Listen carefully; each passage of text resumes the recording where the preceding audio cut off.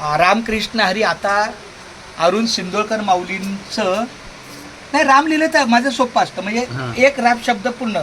अच्छा, हा. असं करायचं का? करायचं नाहीये तुमच्याच मनानं. अच्छा, अहो परमार्थाला नियम नसतात.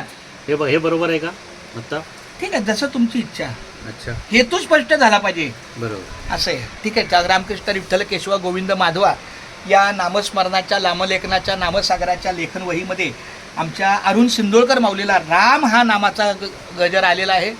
तर ते आपले राम या नामलेखनाचं सहकार्य करत आहे. माऊली रामकृष्ण हरी, रामकृष्ण हरी, रामकृष्ण हरी. तर फार सुंदर असं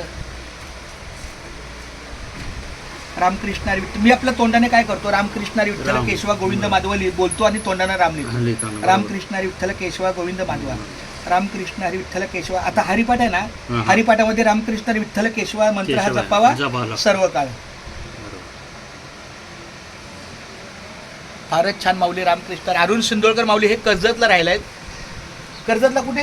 कर्जतला PWD ऑफिस जवळ. म्हणजे भिसेगाव. हां, बिसेगावच्या पलीकडं. हां, म्हणजे पूर्वेला. हां, पूर्व.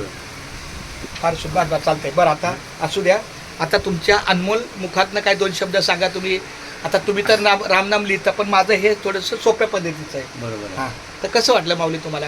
मला खूप छान वाटतं राम लिहिताना शब्द. एक बरं का? शाबास केशवा बरं का? माधवा. आणि राम नाम लिहिताना आपल्या मनातले विचार जे काय वाईट विचार जे असतात ते सगळे निघून जातात हा. बाहेर. बरं का? आणि त्या नामस्मरणात असताना आपल्याला खूप त्याचा फायदा होतो. मनात दुसरे कुठले विचार येत नाही. खूप छान. मग त्यामुळे आणि मग हे असं का लिहिलं हे म्हणजे माझं प्रामाणिक काय मत आहे, बरोबर. लिखाणावर दोष काढण्यापेक्षा हां, मुळात लेखनाचा हेतू काय आहे बरोबर. की आपला वेळ सगुण व्हावा, सगुण व्हावं. बरोबर. चांगला व्हावा. मग तो म्हणजे आता तुम्ही सांगितलं चांगली गोष्ट आहे, हो.